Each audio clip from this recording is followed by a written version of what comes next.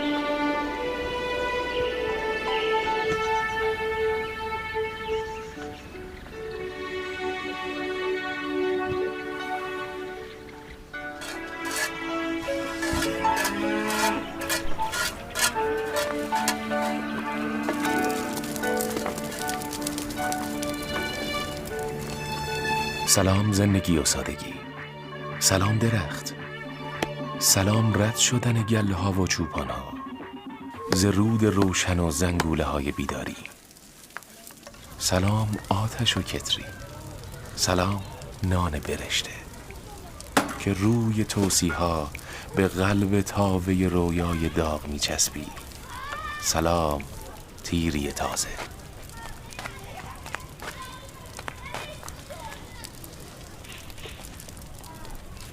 زنان بختیاری هر روز در ابتدای صبح نان مصرفی خانوار را میپزد و اگر میهمانی سر برسد گاه تا 3 بار در روز نان پخت میکند. در عشایر کار و معیشت یک دغدغه زودرس برای کودکان محسوب میشود. تسمه بافی میکنند، حتی سعادت پاسی از روز را به چراندن بزغاله ها میپردازد. اینجا همه چیز طبیعی است، از نفس کشیدن زمین و نان و شیر تازه تا قلب آدم‌ها و دست‌های هنرمند خاتون‌هایش.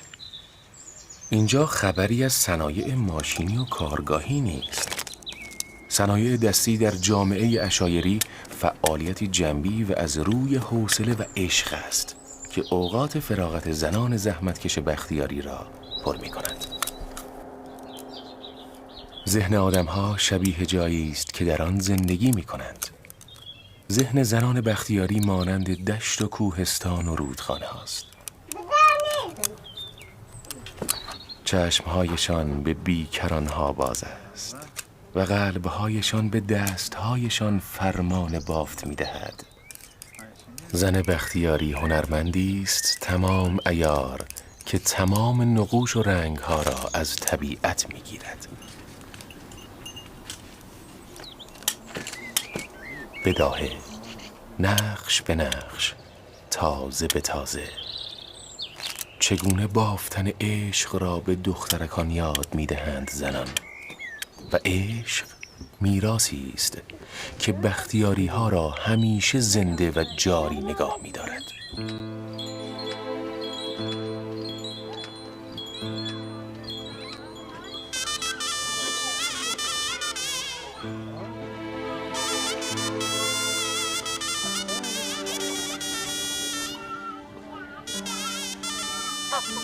اینجا حتی اشیاء هم همیشه آماده کوچیدنند. چمدان‌ها، رخت‌ها. دنیا جای دل بستن و ماندن نیست و این را بختیاری ها هزاران سال است که خوب با جان و دل درک کردند. قرن هاست که با کوچ کردنشان تمرین دل نبستن به دنیا می کنند.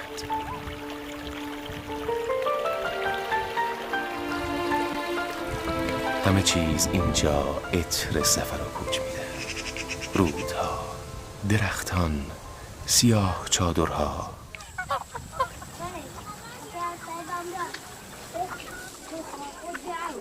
عشایر بختیاری سالها قبل از این هر 10 روز یک بار کوچ میکردند، ولی امروزه هر 6 ماه یک بار.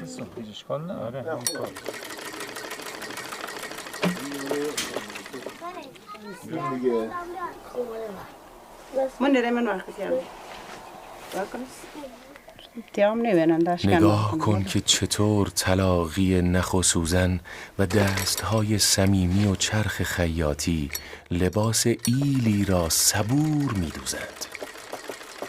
ببین و یاد بگیر عروسکم، گلکم، ببین و قدر بدان عزیزکم، پسرم. غریبی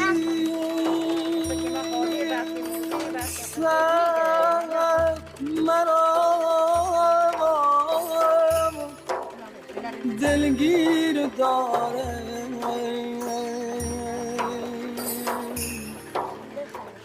آخه فلک برگردن و زنجیر داره،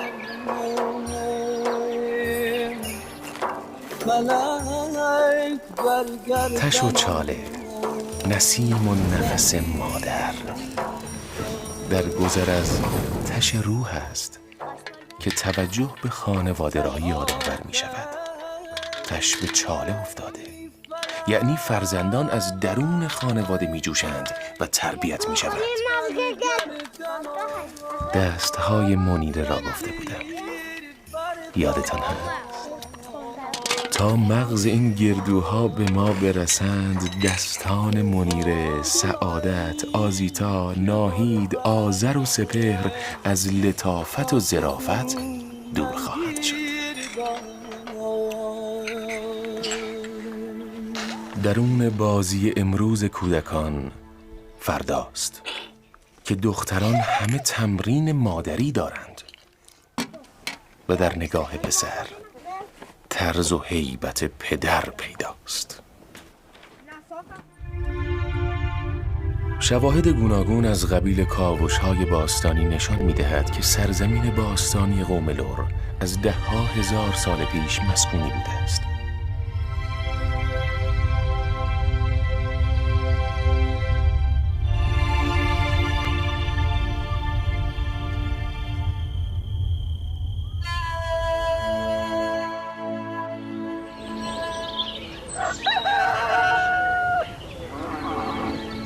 هر چادر مأوای یک خانواده است و هر اردو یا مال مشتمل بر 3 تا 12 چادر یا بیشتر است که خانواده گسترده به نام اولاد را در این تقسیم بندی ها نشان می دهند.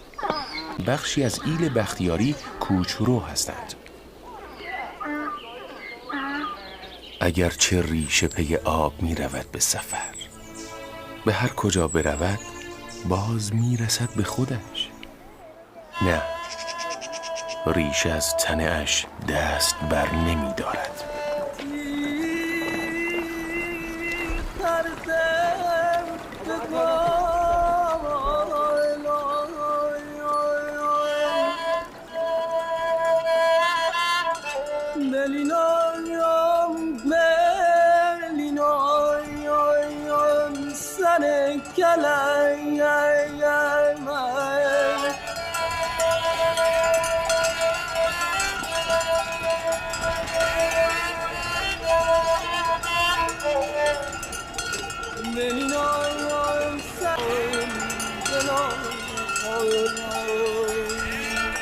قشلاق، کوچ زمستانی بختیاری ها در دشت های شرق خوزستان است و ییلاق کوچی است در بخش های غربی 4 محال بختیاری. به این مسیرهای کوچ در اصطلاح ایل راه میگویند. عشایر کوچرو برای یافتن مراتع مناسب برای دامهایشان ییلاق و قشلاق میکنند. ولی امروز بچه های بختیاری در کنار کار درس هم میخوانند و در 6 ماهه دوم سال که در قشلاق به سر میبرند به مدرسه میروند. اغلب خانه‌ای در سرد سیر و سایه‌ای ثابت در گرم سیر ندارند. سبکبار سفر میکنند و ساده کتاب زندگی را ورق میزنند. از وسایلی استفاده میکنند که سنگین و دست و پاگیر نیست و قابل حمل است. بختیاری‌های دانا هزاران سال است که می‌دانند بسیار سفر باید تا پخته شود خام.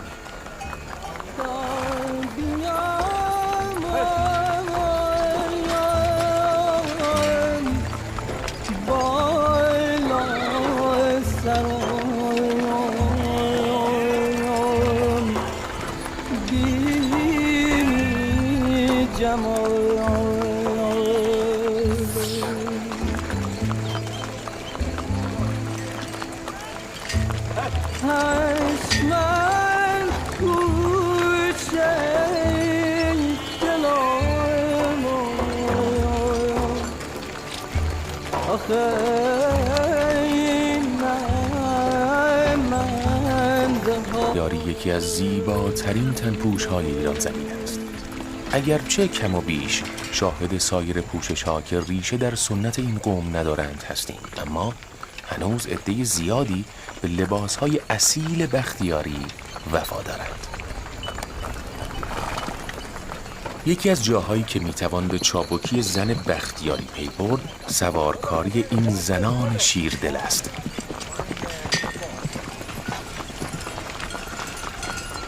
این کلاه‌های سیاه رنگ و استوانه‌ای شکل که نخستین بار در نقوش حجاری شده در کاخهای تخت جمشید و سایر نقوش باستانی دیده شده است، کیخسرو نام دارد. و ردایی که بر روی لباس‌ها می‌پوشند، چوغا یا چوخا که بلند است و تنپوش مردان بختیاری محسوب می شود.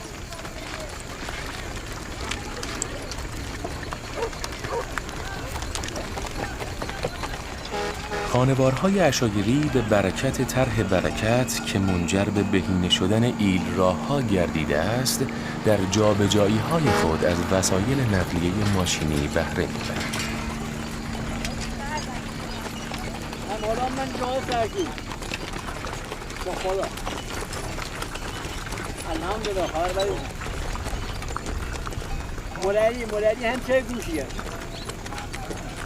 بزرگی طرف هم چه اینو هم سلام رد. امروزه فرهنگ کوچ دچار تغییرات بسیاری شده است. موبایل ها در اطلاع رسانی از موقعیت مکانی به کمک عشایر آمده است. نه برو رحمان شد باشه حالا با باز کردی در رو بسته ماره به خوشی الو الو آه گوشیم الو جو سلامتی خدا بزرگی طرف نمام سلامت.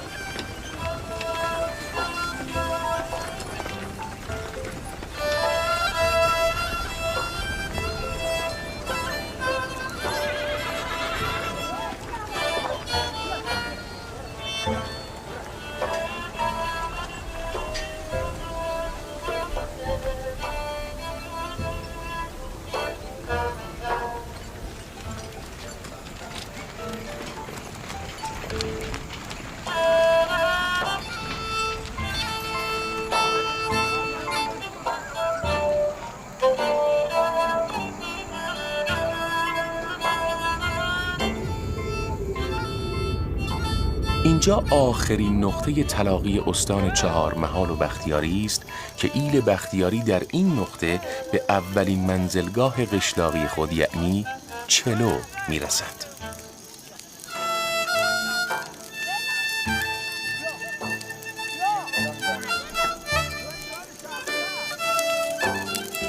غذا در حین کوچ از اهمیت بسیاری برخوردار است.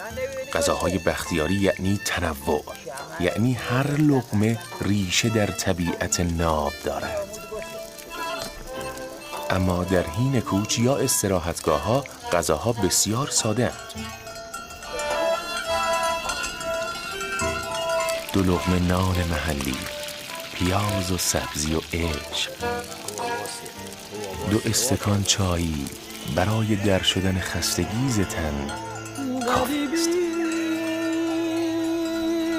کنار آتش و کتری، مرور خاطره ها، زغال ها، دل عاشق. آهای مرد، دلت را کدام ماه پری چهره بختیاری برد؟ کدام عشق تو را به سوی زمزمه و آه و بیقراری برد؟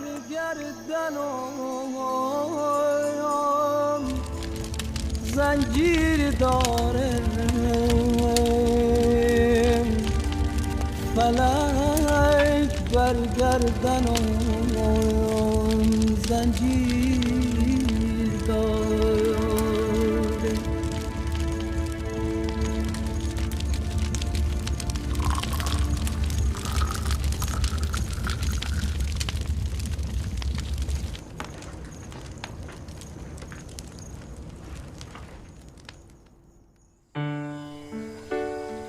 برخی از بختیاری ها پس از تخت قاپو و اسکان اجباری عشایر ناچار به اقامت ثابت در ییلاق یا قشلاق شدند و خانه‌هایی برای اقامت ساختند. در گذشته بختیاری های ساکن روستا اتاقهایی از سنگ یا خشت می ساختند و روی آن را با حصیر یا نی می پوشاندند و سپس بام را گلندود می کردند. اما امروزه کمترین نوع معماری سنتی در این مناطق مشاهده می شود.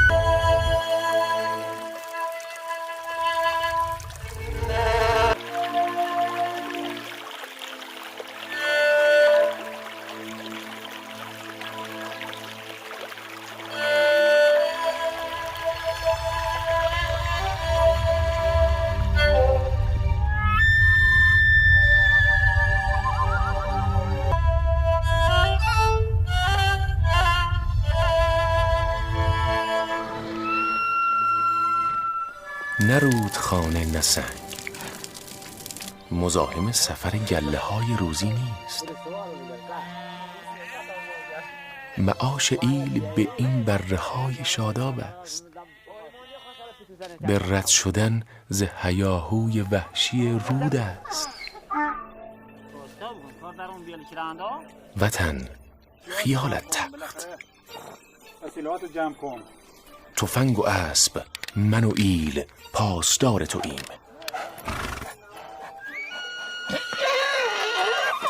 اگر که سر بکشد دشمنت سرش برباد، به روز سخت زن و مرد در کنار تو ایم.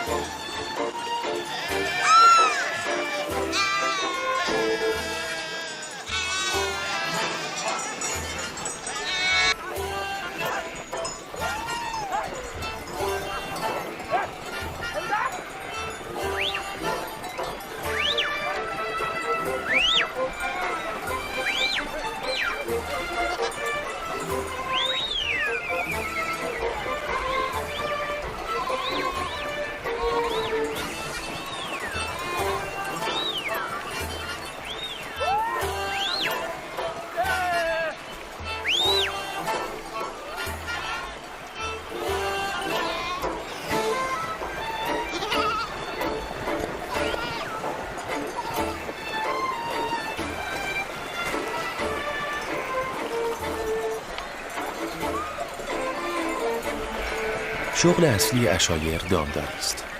پرورش دام و تولید محصولات جانبی هم برای امرار معاش و هم برای تغذیه خانواده است. طعم گوشت و محصولات لبنی گله های این سرزمین بی‌نظیر و زبانزد خاص است.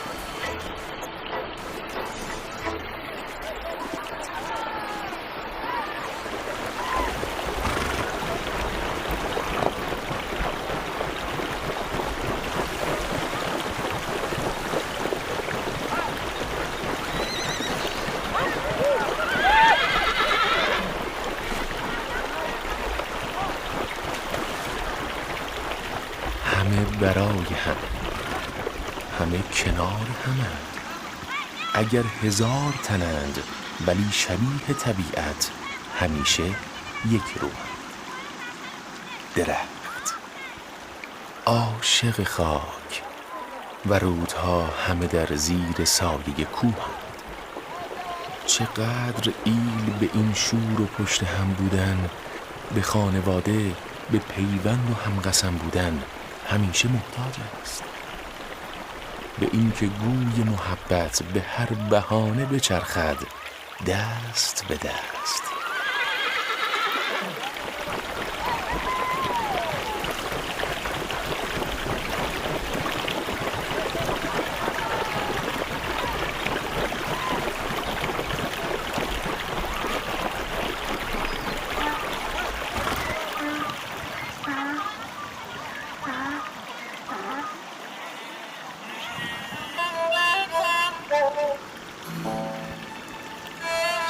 سیصد کیلومتر به سمت جنوب تاراز به دینارون و دره چویلان می رویم. یکی دیگر از ایلات به این نقطه از ییلاق رسیدند و در حال بنای بهون یا همان سیاه چادرها هستند.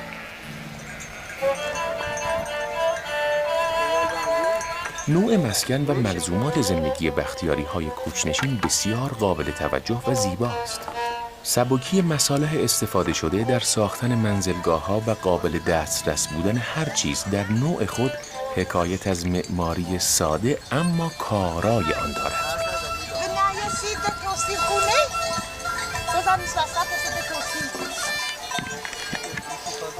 عشایر بختیاری در سیاه چادرهایی به نام بهون زندگی می‌کنند. این سیاه چادرها بسته به اندازه‌شان از 14 تا 20 قطعه یا همون لت تشکیل شده اند. سیمای سیمیون بلنده که هر لت 6 تا 10 متر طول و 40 تا 60 سانتی متر عرض دارد.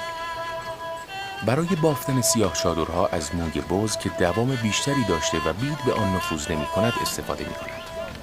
از دیگر خواص موی بز این است که در زمان بارندگی منبسط شده و رطوبت کمتری به درون آن نفوذ می کند. در گرما و تابش نور خورشید نیز منقبض شده و چادر را بادگیرتر و خنک‌تر می کند. زنان عشایری بهون را روی دارهای افقی به نام تمدار می بافند. اطراف بهون را با سنگ پوشانده و جوی‌هایی نیز حفر می کنند که آب باران وارد آن نشود. داخل و بیرون چادر 2 عدد گودال کوچک حفر می کنند که به منزله اجاق خانواده بوده و به آن چاله می گویند.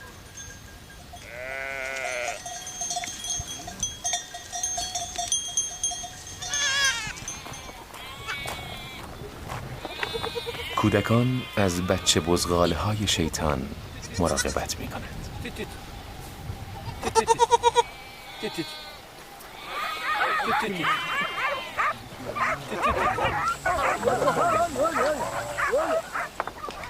قبل از نصب بهون، سکویی از سنگ به ارتفاع 20 سانتی متر و پهنای تقریبی 70 سانتی متر و به درازای چادر روی زمین می سازند.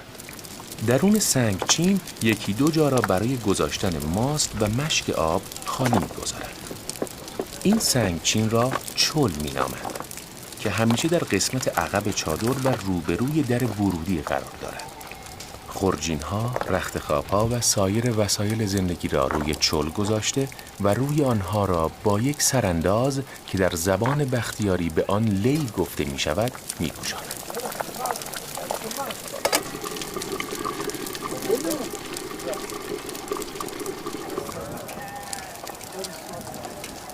ای آسمان، حواست های کجاست گرفته باز دل دختر قشنگ ایل. خبر به ابر بده تکه تکه جمع شود که چکه چکه ببارد به روی روسری ما. که دشت تشنه علف تشنه بره بیتاب است، برای رویش سبزینه دره بیتاب است.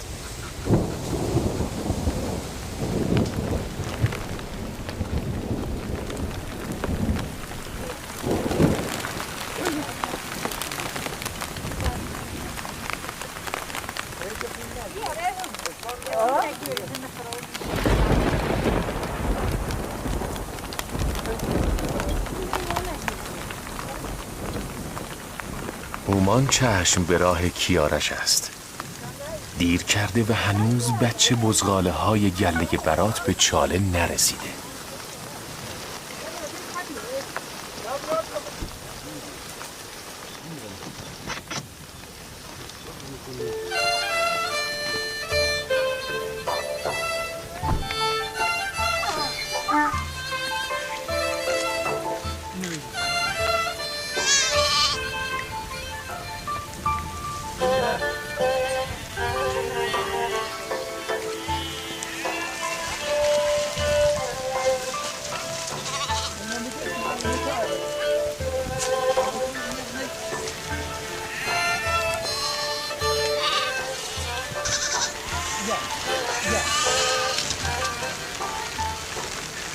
یکی سبایل هم همان بیاره نه و گرلکن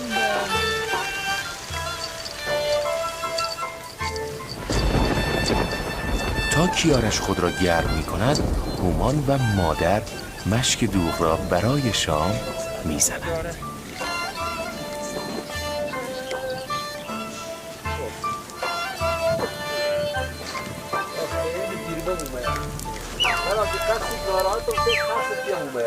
چجور؟ نه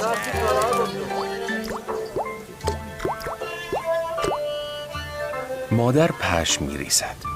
انشالله های بارو زنه شکرت تا تکه گوسفندان ما بفروشیم لاغلن یه زینه بریم پیشمان. بعد هم بریم سراغ یکی دیسی اومان.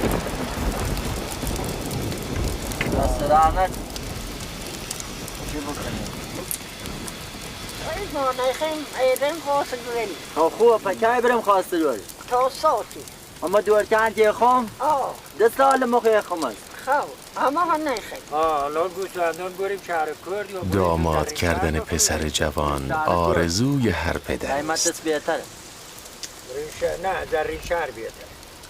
مادر بزرگ از دستبوسی نوش خوب میفهمد کیارش راضی به این وصلت هست و بدین صورت از او تشکر میکند. چون در قوم بختیاری انتخاب دختر به عهده مادر یا مادر بزرگ است. یه 10 سال ما منتظره دارم بزرگ تو رنگ گوسفندامون فروشیم بعضمون یکم بهتره بود خدا هم الحمدلله اینه بارو زنه تا سا بکنه جهنم بچینه بریم سو دارم ای ریب خوبی ری انشاءالله با دست در نکنه در درنه جبران کنیم با انشاءالله انشاءالله. قطرات باران جای خود را به نور نقره‌ای ماه می‌دهند.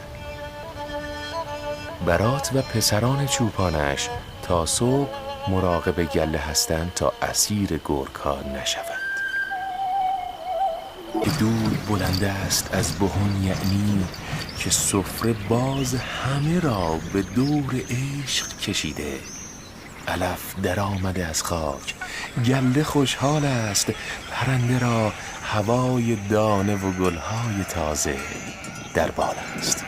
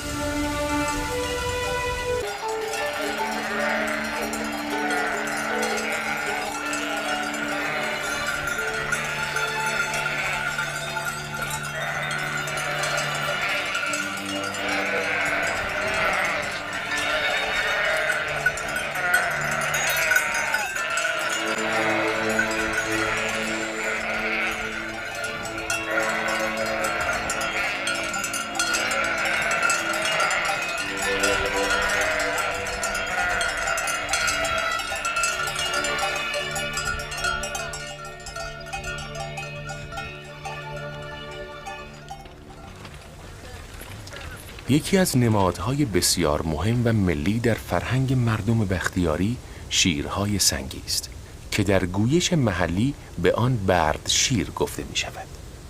بختیاری ها معمولاً بر سر مزار جوانان، پهلوانان و بزرگان خود شیر سنگی قرار می دهند. میهن پرستی این قوم در تاریخ بارها ثابت شده است. هر قبضه تفنگ علاوه بر شکار و دفاع از کیان ایل یعنی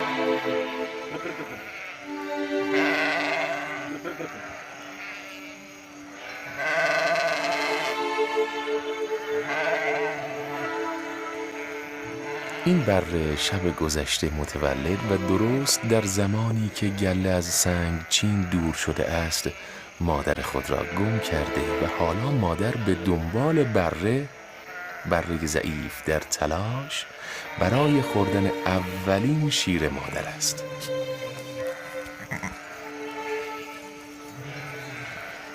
کیارش به او کمک می‌کند تا طریقه شیر خوردن و راه رفتن و چریدن را از مادر بیاموزد.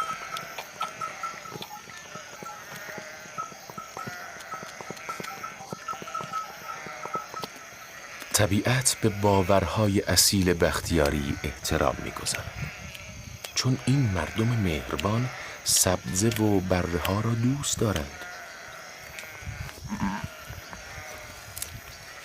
بختیاری ها به اندازه نیازشان از مادر طبیعت روزی خود را می‌ستانند. به اندازه شیر می‌دوشند، به اندازه سفره هایشان را رنگین می‌کنند. سلامتی گله ها در اولویت ها قرار دارد که آسمان به سلامتیشان همیشه بی‌دریغ می‌بارد.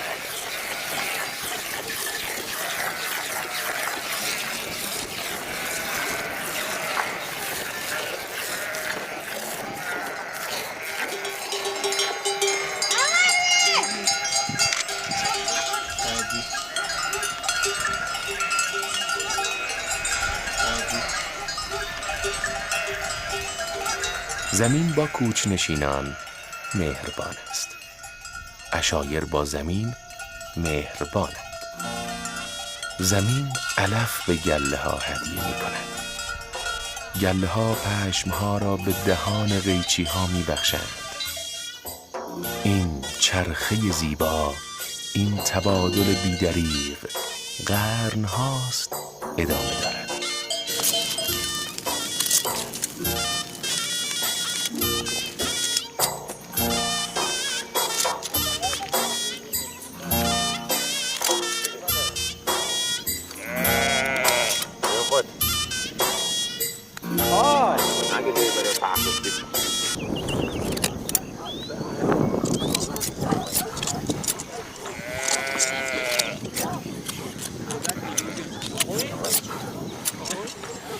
در پیش هست.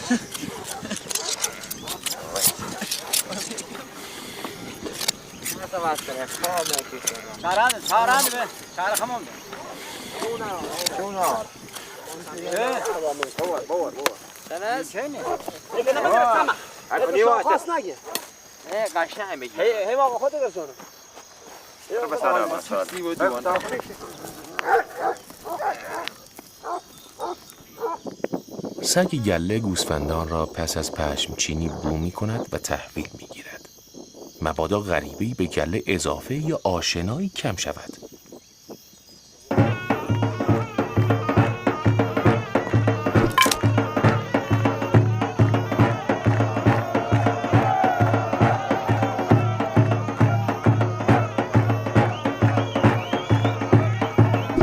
کیارش داماد می شود و خانواده تشکیل می دهد تا بدین گونه به تش و چاله جان تازه‌ای بدهد، گرما و روشنی بیشتری بیاورد.